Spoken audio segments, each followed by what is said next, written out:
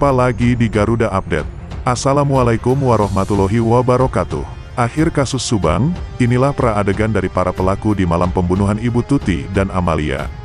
Namun sebelum lanjut di pembahasan, mohon dukung channel ini dulu ya, dengan cara menekan tombol subscribe dan lonceng notifikasinya, agar kalian tak ketinggalan berita terbaru dari channel kami.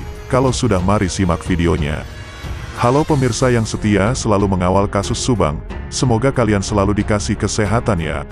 Masih mengenai dengan peristiwa di Subang, peristiwa perampasan nyawa Amel dan Tuti di Subang, perkembangan baru diduga kasus ini, dan akhirnya telah diselesaikan.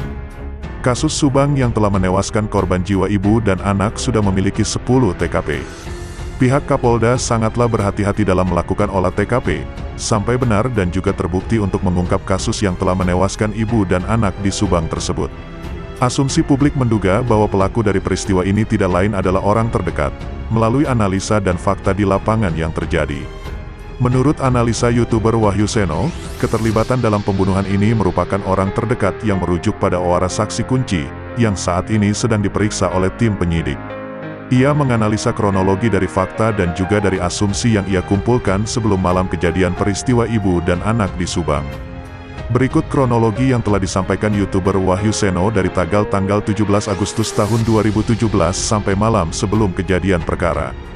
Pagi itu tanggal 19 Agustus, saksi Ramdhanu yang tidak lain keponakan angkat almarhumah Ibu Tuti Suhartini diperintahkan oleh Yoris Raja Amarullah ke rumah tempat kejadian untuk meminta uang kepada almarhumah Amalia Mustika Ratu senilai Rp100.000 untuk membeli sol, tuturnya.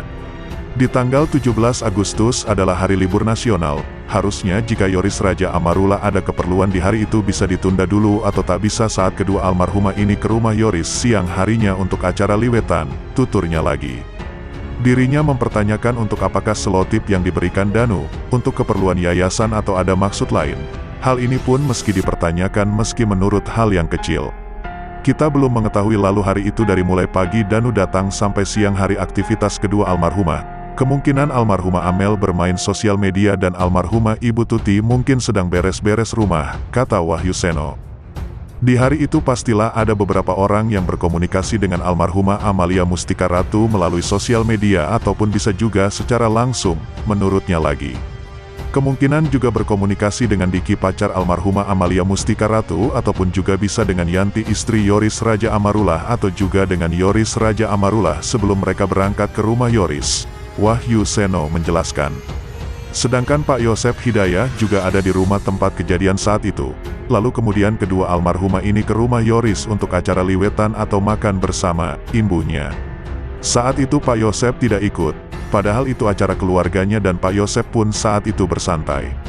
Namun mengapa saat itu Yosep tidak mau ikut ke rumah Yoris Raja Amarullah, melainkan berdiam diri di dalam rumah tempat kejadian, tutur Wahyu Seno.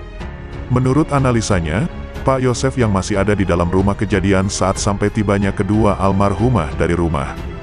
Di malam harinya sekitar pukul 80.30 Pak Yosep berpamitan serta meminta uang Rp20.000 untuk membeli bensin. Namun sebelum Pak Yosep keluar rumah, ada tamu yang datang dan mengobrol sebentar dengan almarhumah Ibu Tuti, ibunya lagi. Bahkan menanyakan kemana Pak Yosep, lalu almarhumah Ibu Tuti menjawab bahwa Pak Yosep masih ada di dalam, terusnya menjelaskan.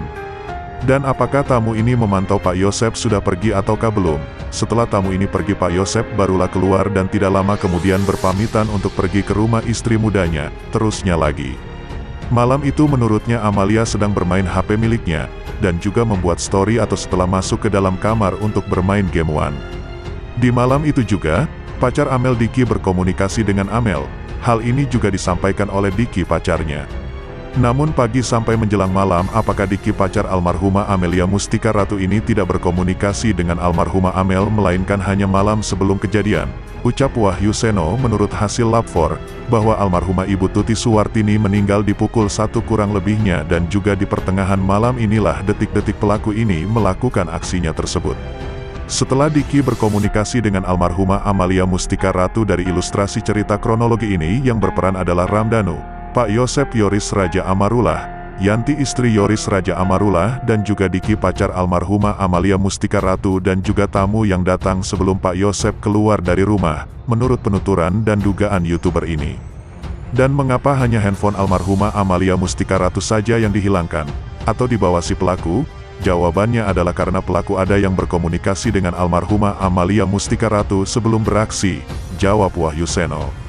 Menurutnya, merekalah yang mungkin sangatlah erat kontak dengan kedua almarhumah pada saat di tanggal 17 Agustus tahun 2021 sebelum malam kejadian. Dan kemungkinan Yoris yang berada di rumahnya juga berkomunikasi saat itu. Untuk mengadakan acara liwetan pastilah mereka berkomunikasi terlebih dahulu sampai akhirnya kedua almarhumah ini datang, ungkap ia. Namun Pak Yosep tidak ikut pada saat itu tanpa adanya seseorang yang memantau area lokasi tempat kejadian. Maka jika pelakunya orang lain tidaklah mungkin, bisa saja kemungkinan orang lain yang melakukannya, tuturnya melanjutkan.